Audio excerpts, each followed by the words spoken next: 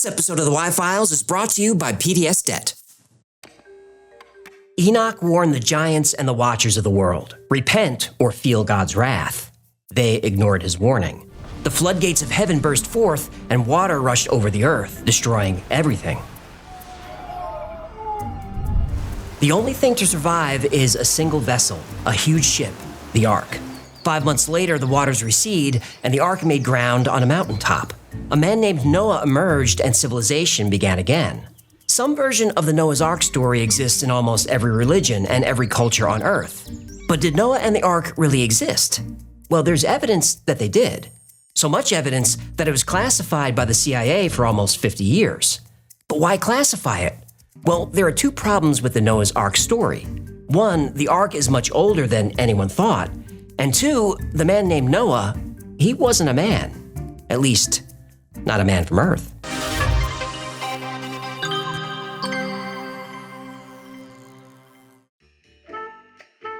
These aren't that weird, I guess. Human, wonderful. I can't talk long because I gotta get 200 units finished and out the door by COB today. Well, you called me, so... I'm killing it with these camel toes, and I have to order more fabric, stuffing, thread, no-skid bottoms, labels, boxes. Okay, hang on. How are you making camel toes? Aren't those... Well, they're slippers shaped like Gertie's feet. Oh. What did you think I meant? Well... Never mind. Look, our hecklefish slippers are selling like hotcakes, right? Our hecklefish slippers? Look, human, you're selling something that allows people to stick their foot inside me, so I think I could say our.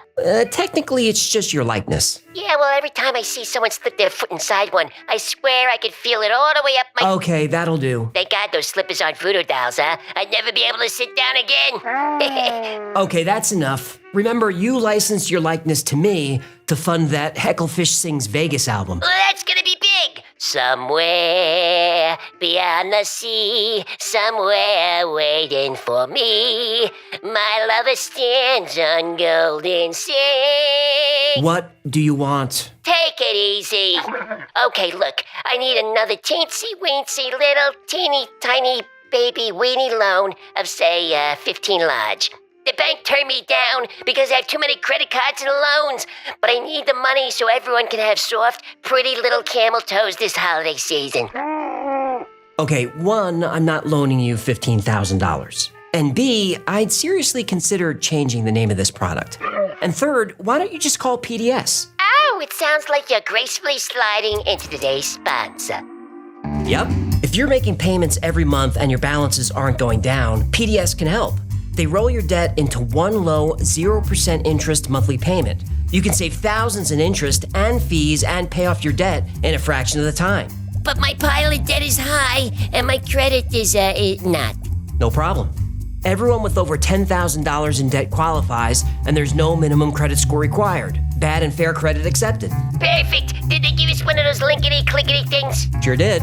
PDS is giving our qualified viewers a free debt analysis for completing the 30-second online assessment at www.pdsdebt.com/files. That's pdsdebt.com/files.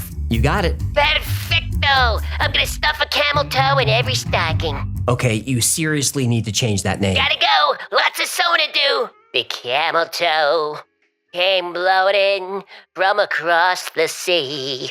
It lingered there with lots of hair. Well, look at me.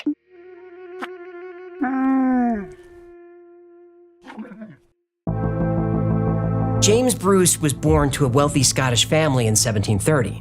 His family wanted him to study law, but James Bruce had different plans. He had a dream. He wanted to be the first person to find the legendary source of the Nile River. Now, this might sound like a mundane task, but for hundreds of years, the race to find the source of the Nile was as gripping as the race to put a man on the moon. Well, nobody won that race. What now? Nobody went to the moon. The whole thing was faked. I'm just saying the race to find the source of the Nile was a big deal. Then just say that. Don't give me some cockamamie nonsense about the race to the moon. That never happened. I was just making a comparison. Well, you made it poorly. Bruce spent over a decade in Africa tracing the Nile. He traveled through war-torn deserts. He befriended several kings and made enemies of others. He fought savage tribes and survived deadly diseases. Nearly starving to death, James Bruce discovered a small spring. It was bubbling from the earth near a monastery in the Tigray highlands of Ethiopia. This was it, the source of the Nile River. But Bruce discovered something else, something much more important. During his stay at the Ethiopian monastery, he saw an old, faded manuscript on display. It was written in Ge'ez, an ancient Semitic language used by Ethiopian Jews. James Bruce was told this book was the Bible, not a Bible, the Bible. Judaism in Ethiopia goes back almost 3,000 years. The Old Testament and Quran tell of the Ethiopian Queen of Sheba who heard about the wisdom and wealth of King Solomon. She was intrigued by these reports and decided to travel to Jerusalem to meet him for herself. The specifics of their meeting were not specified, but the Queen of Sheba was so impressed, she praised the God of Israel and gave King Solomon many gifts. She brought caravans of gold, gems, and spices. King Solomon, grateful and equally impressed, gives the Ethiopian queen all that she asks, and then the queen returns home. In the Old Testament and Quran, that's where the story ends. But religious texts in Ethiopia go into much more detail. When the queen finally made it home, she learned that Solomon gave her one last gift, a son. King Solomon the player. Their son was Menelik I. When Menelik grew up, he returned to Jerusalem to meet his father. King Solomon was so happy to finally meet his son that he offered Menelik the throne. Menelik declined and chose to return home. But before Menelik left, some of his men stole the Ark of the Covenant and brought it back to Ethiopia. There's been a large Jewish population in Ethiopia ever since. According to the Ethiopian Orthodox Church, the Ark of the Covenant is still in Ethiopia. It's in the town Axum in the Church of Our Lady Mary of Zion. And it's a great story, and if you want to hear it, I've linked it below. Back at the monastery, James Bruce was fascinated by these new texts. Bruce was a well-read, well-educated man, and he knew his scripture. But these Ethiopian texts contained hundreds of stories that weren't in the Bible. Not in his Bible, anyway. The Ethiopian Bible contains 81 books. The Catholic Bible removed 8 of those books and contains only 73. The King James Bible, the one known to Bruce, has only 66 books. Bruce didn't understand. There was so much more detail in the older texts. People merely mentioned once or twice in the modern Bible had their entire lives documented in the Ethiopian Bible. Their lives, their families, their deeds, their misdeeds, they were all there. James Bruce didn't understand why so much of the original Bible was removed. And then he did. While thumbing through the stiff, dusty pages, Bruce came across the Book of Enoch. James Bruce knew Enoch as the great-grandfather of Noah. He was mentioned a few times in the Bible, but only in passing. Here was an entire book on Enoch, 108 chapters. Now James Bruce understood why the church wanted this book hidden. It described heaven not just as a spiritual place, but as a physical place that could be visited by men. That was heresy. No mortal man is able to visit heaven, and certainly not able to visit and return. But Enoch did, and he wrote down everything he saw. He didn't describe heaven as souls floating in the clouds playing harps.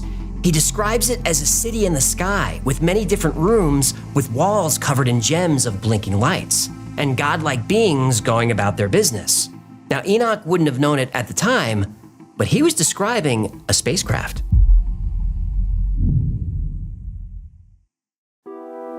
The Book of Enoch vanished from history thousands of years ago, only to be rediscovered in 1772 by James Bruce. While the Book of Enoch was certainly interesting, it was dismissed by Muslims, Jews, and Christians and not considered part of the Bible. After all, it was hidden away on a mountain in Ethiopia. How important could it really be? If the Book of Enoch was truly scripture, there would be more copies of it, but there weren't. But 150 years later, that would change. In 1947, near the ancient settlement of Qumran, a young shepherd happened upon a cave. He was looking for a stray goat and thought it could have wandered in. The boy tossed a rock in the cave, hoping to scare the goat out. Instead, he heard the sound of pottery breaking. Within the cave were clay jars filled with ancient scrolls, almost 1,000 manuscripts. The scrolls cover every part of the Hebrew Bible, and there, amongst the well-known books, was the Book of Enoch. In fact, in ancient times, the Book of Enoch was so widely read and regarded, 11 copies of it were found among the Dead Sea Scrolls. They were intact, complete, and perfectly matched the text of the Ethiopian Bible. Still, the Book of Enoch is considered apocryphal and not part of the Bible. Apocryphal is a nice way of saying it's fake. Some even consider the Book of Enoch to be heresy, a crime against God. When you read the book, you can understand why. Enoch may actually be the first case of alien abduction ever documented. One evening, there's a strange sound above Enoch's village. It's not thunder or wind. It's a sound that seems to make the air and earth vibrate. It's a sound that can be felt. The villagers cautiously come out of their homes and see a bright orb of light hovering just above the trees. Slowly, the sphere of light descends upon the village. The townspeople are terrified, but Enoch hears a voice tell him to not be afraid. Enoch then ascends to heaven, escorted by a celestial being named Uriel. Something similar happens to the prophet Elijah in 2 Kings. Elijah is physically taken to heaven in what he calls a chariot of fire. Do do do do do. Do do do do do do. Do do do do do. What?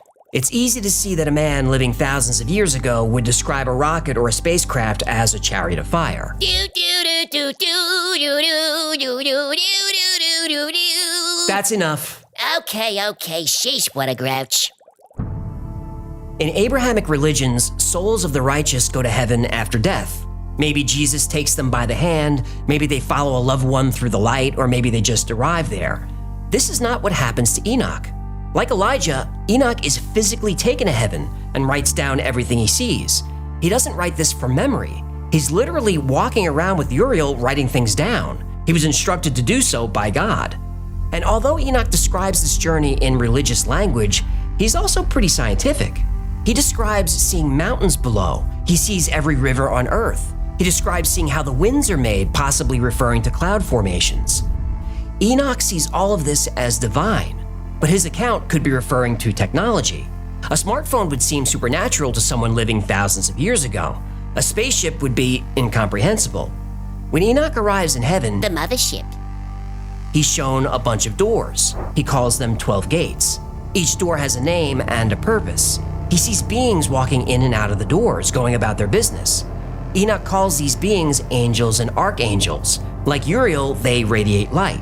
It's been suggested that these beings could be holographic projections. Though they're extremely bright, Enoch can see through them.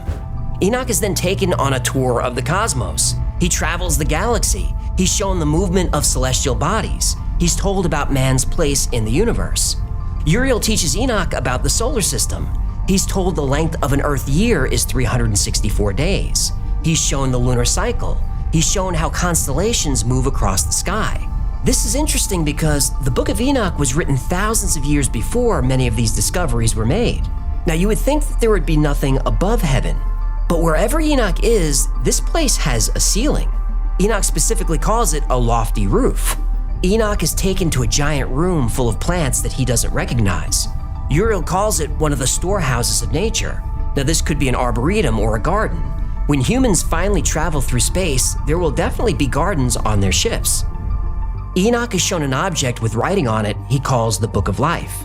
He says this records all the deeds of man. It sounds like the angel works for the FBI. Right. The Book of Life is essentially a database of surveillance records. There's a room for the wicked. Enoch describes it as a place of torture and mutilation. But this room has also been interpreted as where alien abductees endure experiments.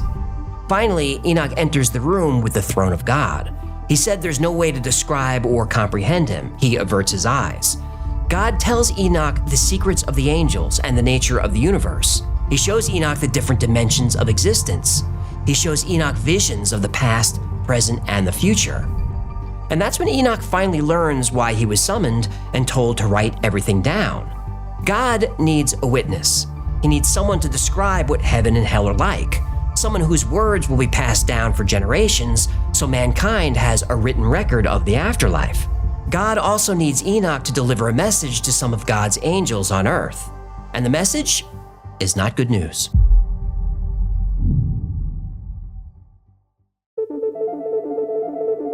In the early days of the world, God sent 200 angels to earth. Their purpose was to observe and guard humanity. They became known as the Watchers.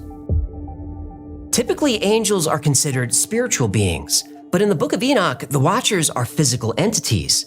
They're described as large humanoids, some with wings, and they radiate so much light that it's difficult to look directly at them. The Watchers taught humans how to cultivate crops and create pottery. They taught humans about medicine and curing illness.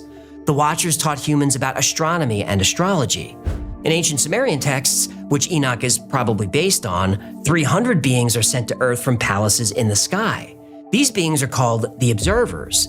They too help humanity take a great leap forward. We see this story in ancient cultures all over the world. Advanced beings come down from the sky and bring humanity the gift of civilization. In the Book of Enoch, the Watchers helped humanity advance quickly and civilization spread. But the Watchers became vain and proud. They were instructed by God to withhold certain knowledge from man. The Watchers ignored these instructions. The Watchers taught men how to create new metals for weapons. They taught men how to harness fire and wage war. They taught women witchcraft and alchemy. The Watchers revealed the secrets of the heavens and changed the course of human development. They violated the Prime Directive. They did. This transfer of knowledge was a double-edged sword. While it propelled humanity forward, it also brought about corruption, a deviation from God's order. The corruption didn't just affect men, it affected the Watchers as well. The Watchers were spending more and more time with human women. Uh-oh, this isn't gonna end well. The Watchers became lustful. Told ya. Then they started taking human women as wives for themselves. And the angels, the children of the heaven, saw and lusted after them, and said to one another, "Come, let us choose us wives from among the children of men, and beget us children." Enoch chapter 6, verse 1. This part of the Enoch story has been interpreted as the human-alien hybridization program developed by the Anunnaki in Sumerian texts. In those stories, human women weren't being taken as wives, they were just being taken, abducted and used as incubators for a new species.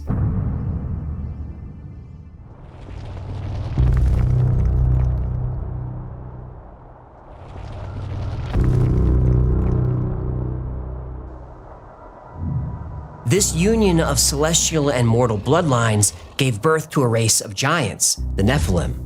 Another ancient text found in the Dead Sea Scrolls was called the Book of Giants. This book, along with the Book of Enoch, described the Nephilim as creatures of immense size and strength and immense cruelty. The Nephilim brought even more corruption and violence to the world. Torn between divinity and humanity without a home in either, they go insane. Soon they turn on humans and torture anyone they can find. The Nephilim needed to consume so much food that eventually they began feeding on human flesh. Humans are helpless to stop these advances. Many are enslaved by the powerful Nephilim. Many more are killed. Then a few humans decide to follow the example set by the Watchers. They think if angels can torture and kill and enslave and sleep with whoever they want, why can't we? Then the world becomes filled with people like this. Soon God can't tell who's a Nephilim and who isn't. Enoch delivers the message to the Watchers, to the Nephilim, and to all mankind. Repent for your sin or suffer the wrath of God. Enoch's warning is ignored. He's brought back to heaven where he begs God to help save the earth. So God makes a decision. The earth has become so corrupt and so foul that it needs to be reset. He will cause an event so cataclysmic that everything and everyone will be killed. Humans, angels, Nephilim, all of it, gone. But one man and his family will be spared. The only man who can't be corrupted. The only man who could be trusted to restart civilization. Enoch's great-grandson, Noah. But here's the thing. There's a lot more to Noah than we've been told. In the Book of Enoch, we get the full story.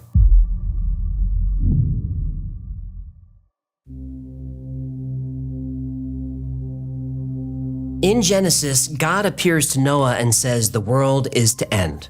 There will be a great flood that washes away every living thing so the world can start again. He commands Noah to build a large boat, an ark. This ark will hold Noah, his family, and 2 of every animal. In the ark, they'll survive the flood and live to see a new age on earth. Everybody knows that story. But in Enoch, it happens a little bit differently. The Book of Enoch describes Noah's birth. His body was as white as snow, and red as the blooming of a rose, and the hair of his head and his long locks were white as wool, and his eyes beautiful. And when opened his eyes, he lighted up the whole house like the sun, and the whole house was very bright. The Book of Noah, Book 3, Chapter 1. Noah is described as beautiful with bright glowing skin, and from the moment of birth, Noah can speak. Noah's father Lamech panics. Lamech had been away during the time Noah would have been conceived, so he knows the child isn't his. What's worse, Noah is radiating light. Lamech is worried that Noah is a watcher, or worse, Nephilim. Lamech seeks counsel from his father Methuselah. Also fearing the child could be a watcher, Methuselah prays to his own father, Enoch, who's been in heaven for many years. Enoch answers Methuselah. And now make known to thy son Lamech that he who has been born is in truth his son, and call his name Noah, for he shall be left to you, and he and his sons shall be saved from the destruction which shall come upon the earth on account of all the sin and all the unrighteousness which shall be consummated on the earth in his days. The Book of Noah, Book 3, Chapter 18. Lamech is relieved that Noah is truly his, but Noah was conceived while Lamech was away. In the Book of Enoch, this is a divine miracle. Or it's technology, artificial insemination and genetic manipulation, a successful human hybrid. Lamech also learns that a great flood is coming, and Noah has been chosen to restart civilization. In Genesis, God gives Noah instructions on how to survive, but the Book of Enoch tells it a little differently.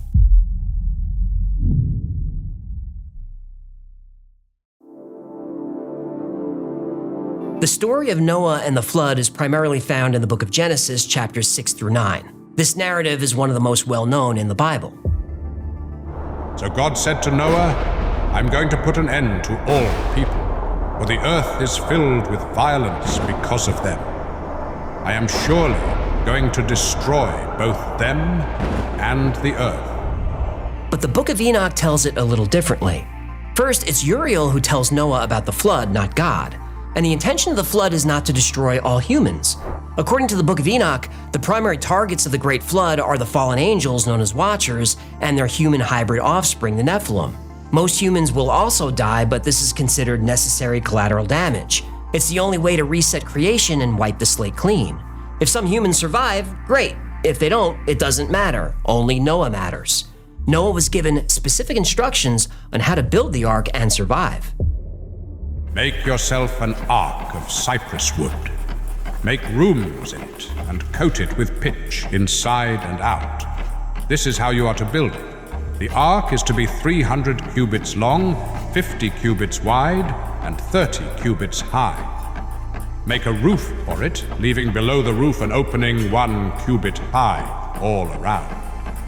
Put a door in the side of the ark and make lower, middle, and upper decks. This is a big ship, longer than a football field, almost 100 feet wide, and taller than a 5-story building. It would need to be big because Noah had an additional responsibility. You are to bring into the ark 2 of all living creatures, male and female, to keep them alive with you. 2 of every kind of bird, of every kind of animal, and of every kind of creature that moves along the ground will come to you to be kept alive. At this time in history, there were well over 1 million species of animals on Earth. Obviously, these wouldn't fit on the ark, but there are explanations and interpretations. The biblical interpretation is that Noah wasn't saving every breed of animal, just the type. So he wouldn't have brought any dogs. He would have brought a male and female gray wolf, and the wolves would eventually become dogs. They should have left the cats. Stop it. The vicious little hell beasts they are. That's enough. What about huge animals like elephants? Those were definitely on the ark. Some biblical scholars say the animals delivered to Noah were infants, allowing a lot more to fit. But there is an ancient astronaut theory that says there were no animals on the ark at all. Instead, it contained DNA samples of all living creatures on Earth, essential for rebuilding civilization. Whether it was God's doing or not, the time finally arrived. The end of the world. Or the beginning.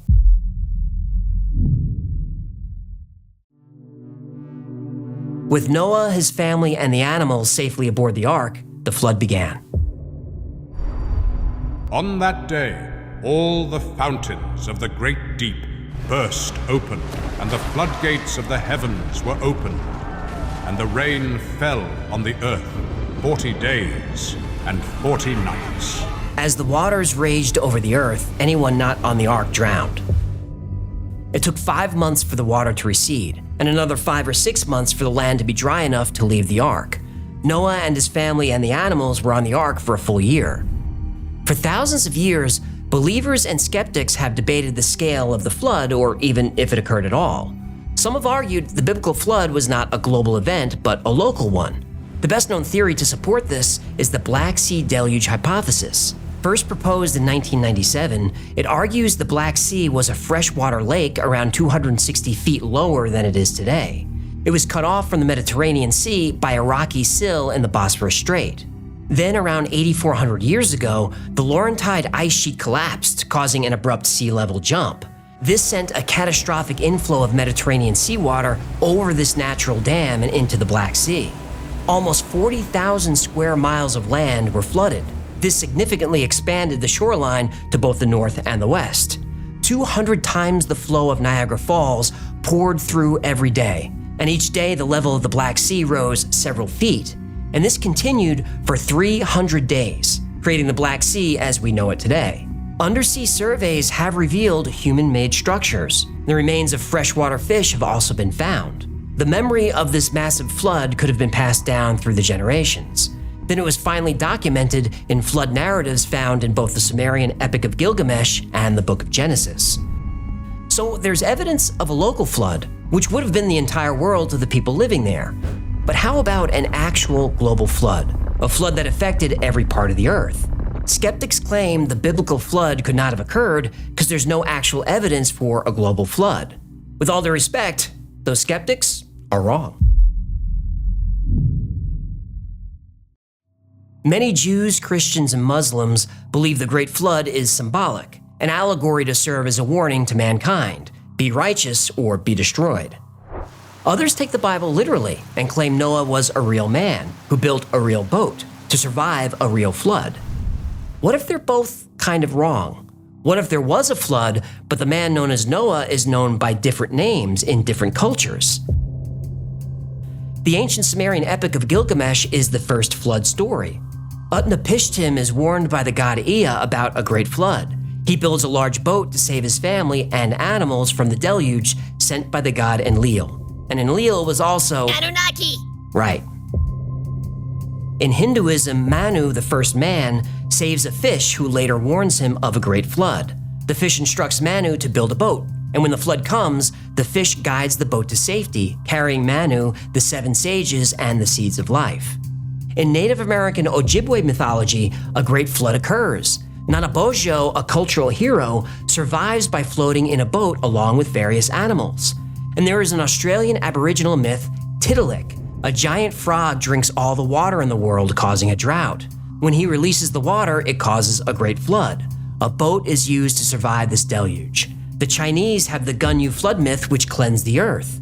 The Inca myth tells of Viracocha, who floods the earth to destroy giants who have disobeyed his orders, sparing 2 to repopulate the earth. Nephilim. Could be. These stories go on and on. I specifically picked a few from cultures that are far away from each other, separated by oceans.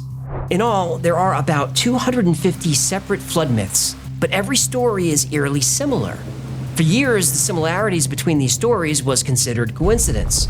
As people stepped forward to claim there really was a global flood, it was called pseudoscience.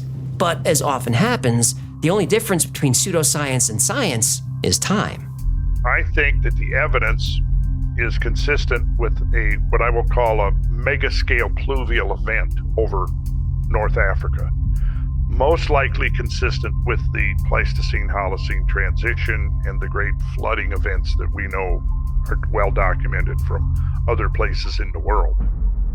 Huge tsunamis and torrential rain flooded the entire continent of Africa, reshaping the landscape.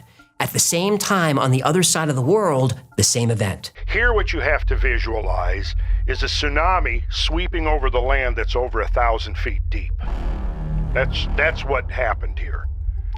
And we know that because we can trace the high water marks on the hillsides are clearly left. The high water marks are clearly etched into the hillsides.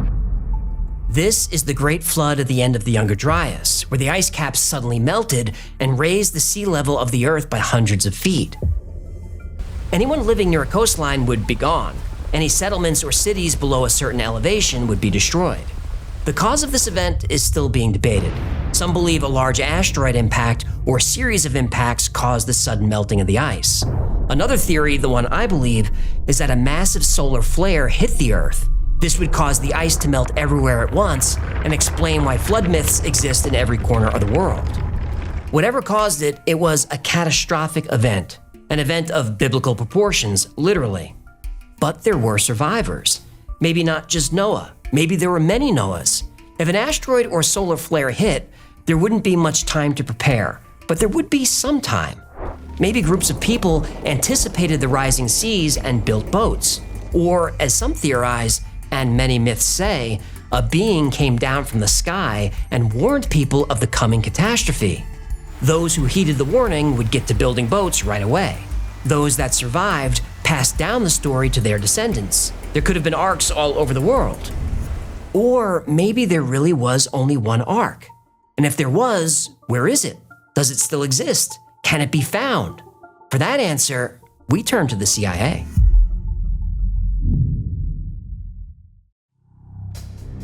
Searches for Noah's Ark have been occurring since antiquity. But it was the emergence of biblical archaeology in the 19th century which made the possibility of formal searches finally feasible. By the 1940s, expeditions were organized to follow up on potential leads. As for where the ark came to rest, the book of Genesis gives us a hint. The waters kept receding steadily from the earth, so that they had gone down by the end of the 150 days. On the 17th day of the 7th month, the ark came to rest on one of the mountains of Ararat. Historians and biblical scholars agree Ararat is the Hebrew name of Urartu, an Iron Age kingdom centered around Lake Van. This indicates the mountains of Ararat must be found in the eastern part of Turkey, near the border of Armenia, Iran, and Azerbaijan. Azerbaijan. What? Azerbaijan. It's fun to say. I guess. Azerbaijan. It feels really good in the mouth. Azerbaijan. Can I get back to this, please? Go ahead, I ain't stopping you. On June Azerbaijan. On June 17, 1949, the U.S. Air Force was photographing the mountains in eastern Turkey. On Mount Ararat was a rectangular barge-like structure west of the summit. This information was passed on to the CIA, who sent spy planes to analyze the object that they called the Ararat anomaly. What they saw concerned them so much, they immediately classified it as secret. All subsequent photographs of the object taken in 1956, 73, 76, 1990, and 1992 were all classified. Over the next 45 years, all requests from within the government to see these photos were denied. The photos were never seen outside the CIA.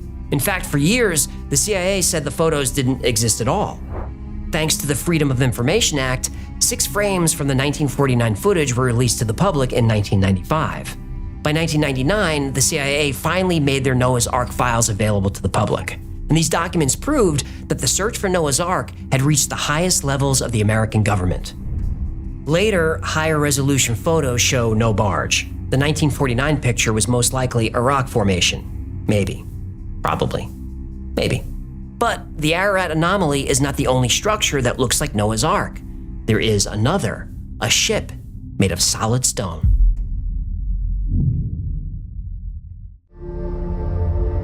In October 1959, Turkish Army Captain İlhan Darupınar was on a mapping mission for NATO. When he flew over Uzengeli, Turkey, he saw a strange formation and snapped a photo. When analyzing the film, he was shocked by what he saw. This structure looked a lot like a large ship. But what was a ship doing so far inland, at almost 7,000 feet above sea level? Then someone decided to measure it. It was 538 feet long. Now that's too big to be Noah's Ark. The Ark was 300 cubits long, so 450 feet. But wait, the length of the cubit changed over time. The length of the cubit that Moses used to build the Ark of the Covenant was different than the cubit Noah would have used. In Moses' time, a cubit was about 17 inches. Noah came many years before Moses. Noah was only 10 generations from Adam. Noah would have used the Egyptian royal cubit, a little over 20 inches.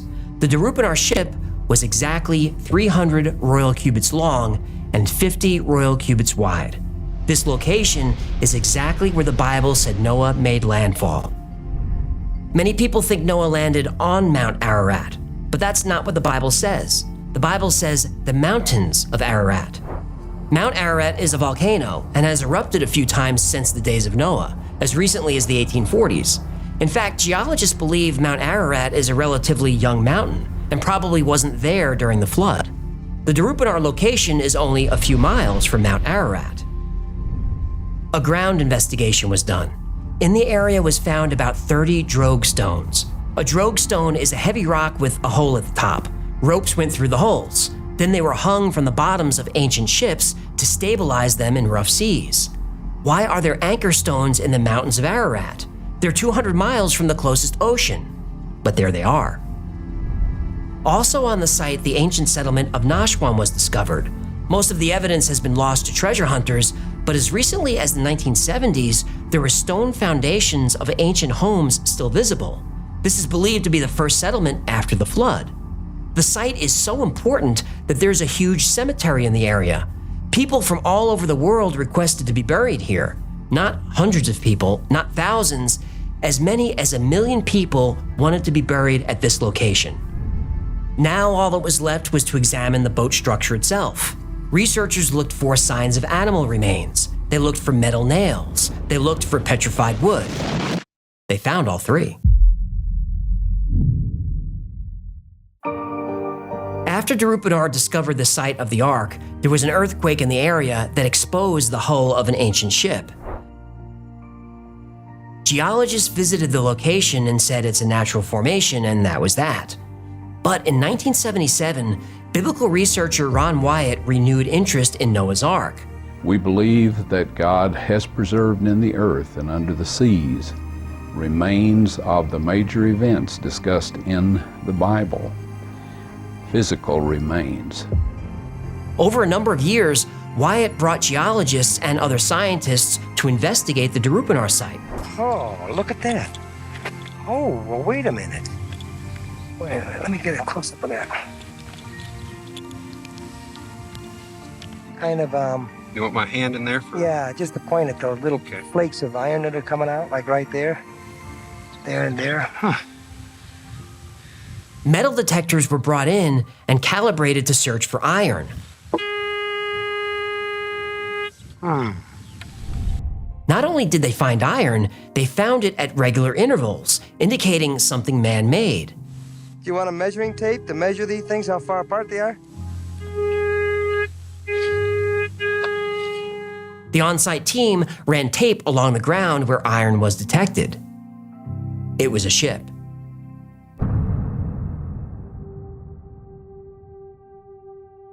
Ron Wyatt found a metallic object next to the Ark, which had the shape of a large rivet. It was surrounded by what appeared to be an equally large metal washer. Part of the metal was tested. It contained a man-made metal alloy. Ground-penetrating radar, or GPR, was used in the 1980s. Regular lines were found beneath the surface. All right, the lines are there! The lines are there! This also indicates man-made construction. This data does not represent natural geology. It's a man-made structure. This is the west bulkhead. All right. That was over there. And he walked easterly. Here we start getting the longitudinal bulkheads. Here, here, here, here, here, here, here, here. As a scientist, do you really honestly believe that you have been on the remains of Noah's Ark? I have no doubt in my mind. This has to be a man-made structure. It's full of metal. Metal has a regular pattern. The size of the thing, the shape of the thing it's almost certainly a large boat. A small excavation was done on the side of the structure. Wyatt's team discovered lines of mud that were lighter in color than the surrounding soil. He believed these to be beams from the ship. As recently as 2014, 3D scans were taken of the location. Not only was the shape of a ship found, it had 3 levels, just as the Ark should. The 3D scan also confirmed the dimensions of the object. 300 cubits long, 50 cubits wide, 30 cubits tall. A perfect match. During one demonstration for the Turkish government, Ron Wyatt pointed to an object seen on radar near the surface. He was given permission to dig it up. It was a piece of petrified wood, deck timber. Other artifacts were found at the site. More petrified wood, pieces of metal, cat hair, even fossilized animal dung.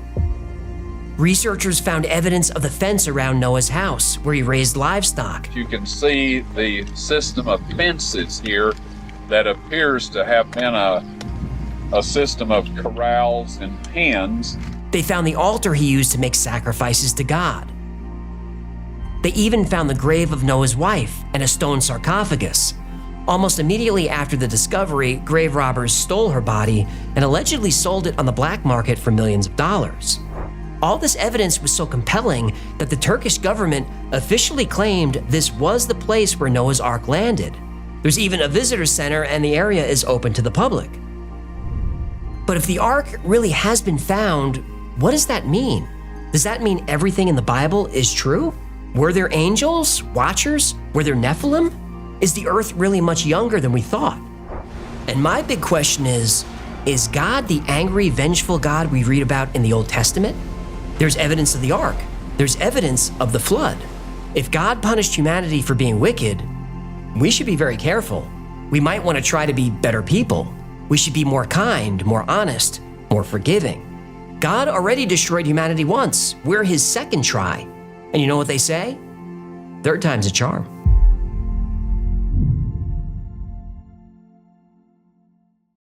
Noah's Ark, the Great Flood, the Book of Enoch, the Watchers, the Nephilim. We covered a lot today, even aliens. But is any of this true?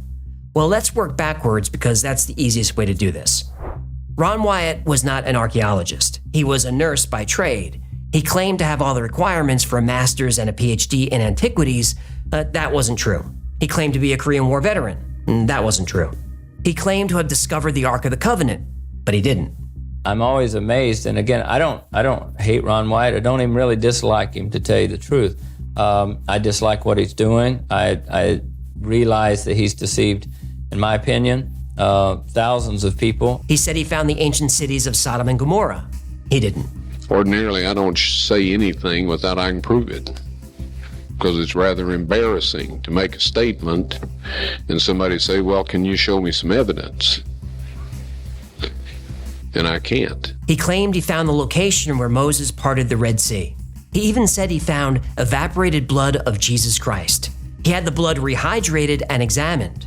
He said Jesus' blood had 24 chromosomes, 23 to form a baby, and 1 from the Holy Spirit, which proves the virgin birth. So all of his physical characteristics were determined by his mother's side of the family, her autosomes. His maleness was determined by this one Y that came from the source, not a human male. But this whole thing is a lie. Then they said, this blood is alive. And then they said, whose blood is this? And tears would come in his eyes when he talked about blood dripping down from the cross to the, the mercy seat. I mean, I said, it's the blood of your Messiah.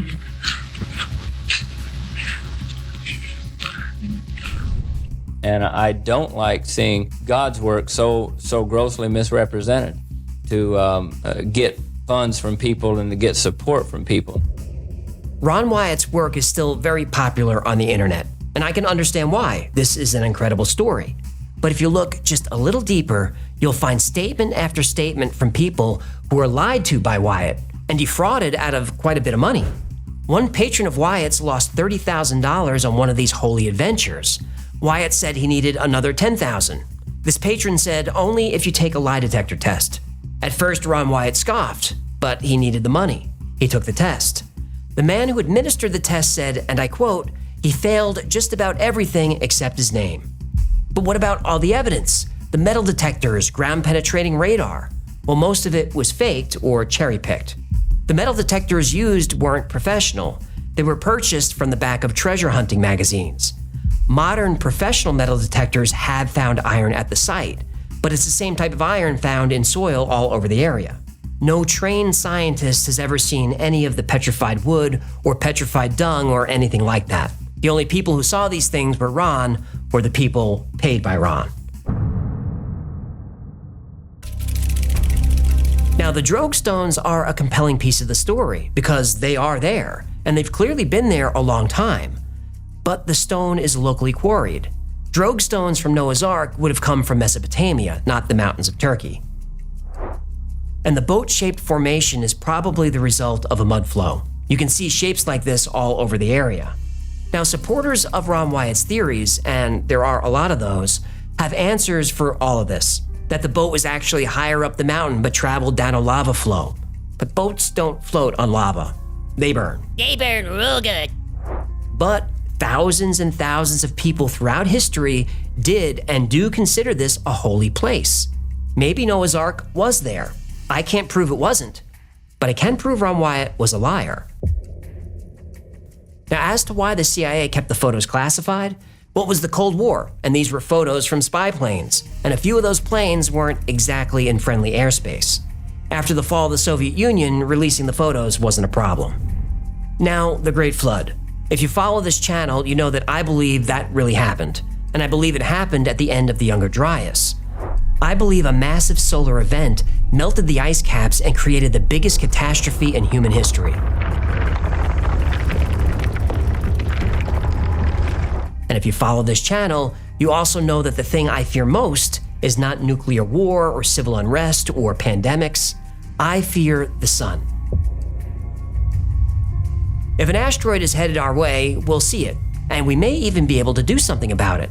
And if an asteroid actually hits, I believe the world would come together and all nations would do everything they could to help one another. But a major solar flare or coronal mass ejection? There's nowhere to hide from that. Not in a mountain cave or deep underground. The heat and radiation would be disastrous to us and our planet. We could hide underwater, like the aliens. Now that's true. Water is effective at absorbing radiation, and the deeper you go, the safer you are. And I'm sure the aliens in the ocean know that. Now, speaking of aliens, is that what's going on in the Book of Enoch? Most of the flood myths start the same way, with a warning from a godlike figure, and they end the same way, with a godlike figure helping restart civilization. Now, I can't definitively prove that this is true. Nobody can. But if we keep pressuring our governments about UAPs and UFOs, we may eventually get some answers. Humanity did take a leap forward in technology many thousands of years ago, and maybe those ancient humans had help. Enoch physically goes to a place that sounds like a spaceship. The prophet Elijah also talks about riding a chariot of fire. What? I thought you were going to sing it again. Well, now I don't wanna. Elijah talks about riding a chariot of fire over the earth with a human-like being. Elijah is amazed by the sound of the vehicle and how fast it moves. Other cultures and religions have similar stories. Muhammad ascends to heaven and meets Allah before returning to earth. In Hinduism, Arjuna is taken to heaven and lives there for a few years before coming back down. There are many more of these myths, but are they myths? Maybe these things did actually happen, but they're written down as myths because the technology is so far ahead of what existed at the time. Maybe these were visitations and abductions. There's a tribe in West Africa called the Dogon, and there are about 100,000 of them who mostly live in caves and cliffs. They're still a primitive people. The Dogon religion says that long ago, they were visited by aliens from the Sirius star system. These aliens told the Dogon that they helped the Egyptians, the Greeks, and the Sumerians with their civilizations. But what's really amazing is the Dogon are aware of the star Sirius B, which the tribe calls Potolo. Sirius B is invisible to the naked eye. It was first discovered in 1862. But the Dogon people had no telescopes. They still don't. Yet not only were they aware of the star Sirius B, they knew it was a white dwarf companion star to the much brighter Sirius A. The Dogon knew the length of Sirius B's orbit in years. They knew the shape of its orbit. They knew it was a dense star. They relayed all this information to a visiting anthropologist in the 1930s. They even said there's a third star in the Sirius system, but there wasn't. Until there was. In 1995, a study concluded that a third companion star exists. More recent studies aren't so sure, but the Dogon people are. Allegedly, the Dogon were also aware of Jupiter's moons and Saturn's rings. Now, skeptics like to poke holes in the Dogon story, and I think that's fine. Like the Dogon were wrong about the number of Jupiter's moons. But they were right about Sirius B. The story of Enoch seems to be based on ancient Sumerian stories, like a lot of the Bible is. When people talk about the Book of Enoch, they're referring to what's officially called First Enoch, because there are 3 books. Biblical scholars consider the books of Enoch pseudepigrapha, that is, a biblical work that falsely claims authorship by a biblical character. That doesn't mean the books of Enoch weren't known or weren't important. In fact, First Enoch is quoted in Jude 14 through 15. Enoch was known and was important, but the book is not considered inspired by God and therefore is apocryphal and not part of canon. Still a page turner. Oh yeah, it's a good read. Now, some parts of Enoch are said to have been written later to expand on stories from the Bible, like the birth of Noah and Enoch's visit to heaven. These were interesting characters and people wanted to learn more. So someone, or many someones, we don't know who, just wrote more. Yeah, it's like Bible fan fiction. It's exactly like that. But different religions and denominations are going to have different interpretations. Remember, the Ethiopian Orthodox Church says the book is canon, and that church has been around for almost 3,000 years. Some Christians think reading the book is heresy, a crime against the church. But most scholars consider the Book of Enoch an important text that gives additional insight into the lives and beliefs of the people living at the time. Honestly, whether the Book of Enoch is canon or not, that's not important to me. It's an interesting academic discussion. As you know, I'm not religious, but I am fascinated by and have great respect for religions, all religions. I enjoy the stories, and for the most part, I think they teach good lessons. I'm more into fishes and loaves than fire and brimstone, but that's just my taste. But I know I'm gonna hear it in the comments. Every time I do a religious story, I get attacked. In the comments, there's gonna be people screaming at me in all caps to take Jesus into my heart or I'm going to hell. If that's what you believe, that's okay. I don't believe that. I don't know what happens after we die. I'm inclined to say nothing, just black. But there's a big piece of my heart that really wants to be wrong. Because when I finally pass on and walk down that tunnel, if I'm greeted by family and friends long past, and I find myself standing at the pearly gates, the first words out of my mouth are gonna be, thank God.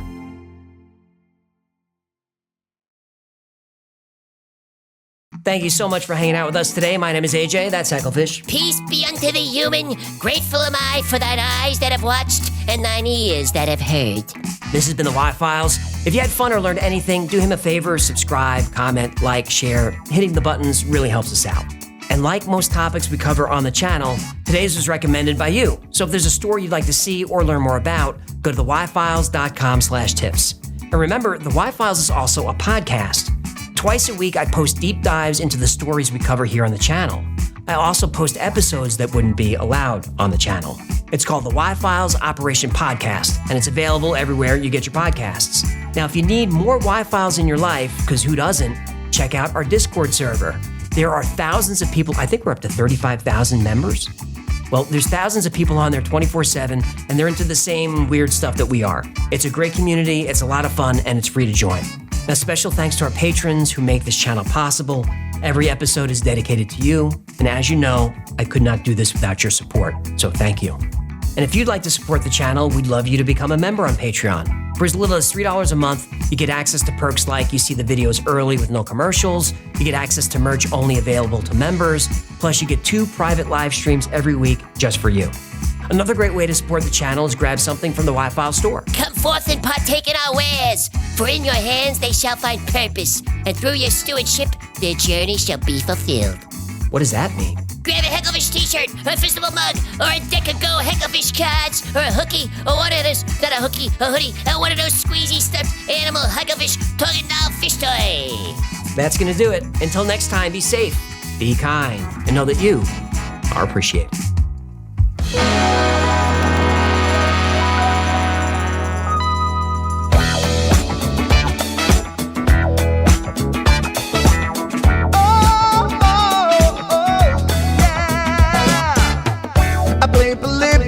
In Area 51, a secret code inside the Bible said I was. I love my UFOs and paranormal fun, as well as music, so I'm singing it like I should. But then another conspiracy theory becomes the truth, my friends, and it never ends. No, it never ends.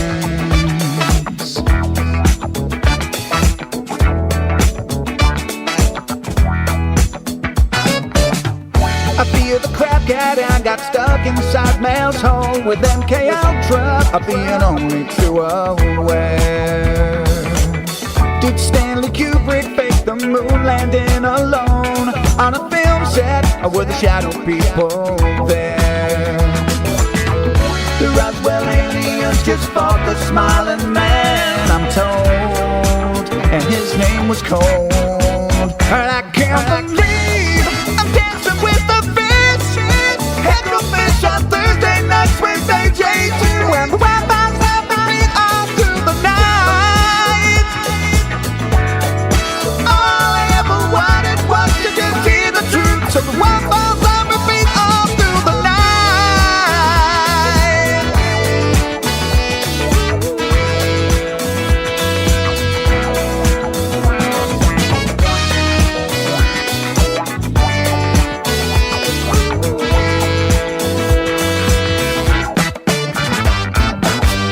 The Mothman sightings and the solar storm still come to Agatha, the secret city underground.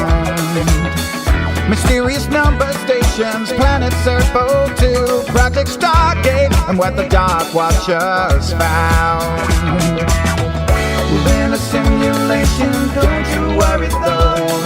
The Black Knight satellite, it told me so.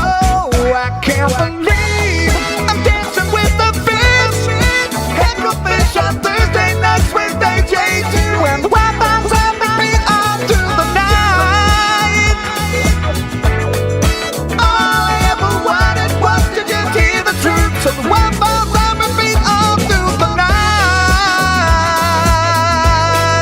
Heckle fish on Thursday nights, Wednesday J2, and the Wi-Fi's on repeat all through the night.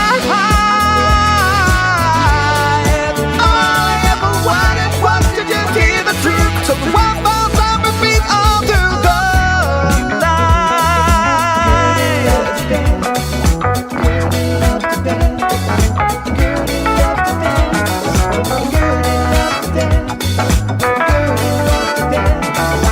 Gertie loves to dance. Yeah, Gertie loves to dance on the dance floor because she is a camel, and camels love